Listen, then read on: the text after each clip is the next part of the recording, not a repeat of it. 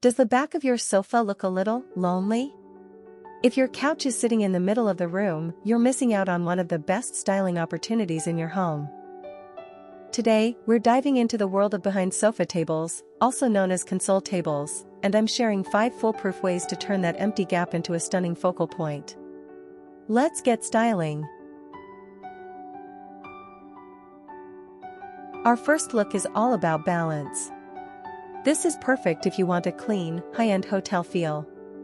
Start with a pair of matching table lamps on each end. Not only does this look sophisticated, but it also adds much-needed mood lighting for evening lounging. In the center, keep it simple with a stack of oversized coffee table books and a low-profile bowl. This creates a beautiful silhouette without blocking the view of the rest of the room.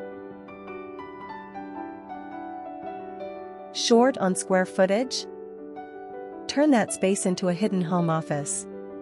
Choose a console table that's desk height, usually around 30 inches, and tuck a stylish stool or armless chair underneath. This is a game changer for open concept layouts. Style it with a small tray for your tech and a single vase of greenery to keep it feeling like decor rather than work. If you want to bring the outdoors in, try a botanical gallery. Use the table to layer plants of different heights. Think a tall snake plant on one side, a cascading pothose in the middle, and maybe some textured terracotta pots. This creates a living wall effect behind your sofa that feels fresh, organic, and incredibly cozy. For those who love the lived-in look, it's all about texture. Try leaning a large piece of art or a mirror against the back of the sofa. Layer in some scented candles, a small decorative chain, and most importantly, use the space under the table.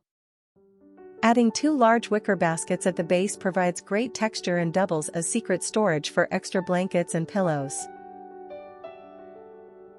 Think of your sofa table as a rotating gallery for the seasons. It's the easiest spot in the house to update without a full room makeover.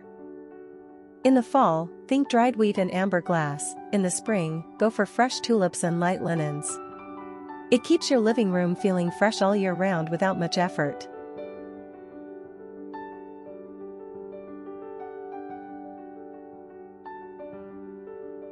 For the minimalists out there, less is often more.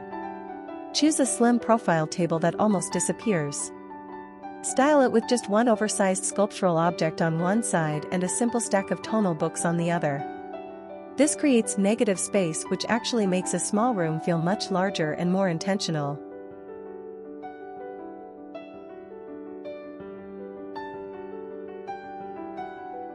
Before you start, remember the golden rule, the golden ratio. Your console table should be about 1/2 to 2/3 the length of your sofa, and it should never be taller than the sofa back itself. Which of these styles was your favorite? The symmetrical look or the mini office? Let me know in the comments below. If you found this helpful, don't forget to hit that like button and subscribe for more home styling secrets. Thanks for watching, and I'll see you in the next one.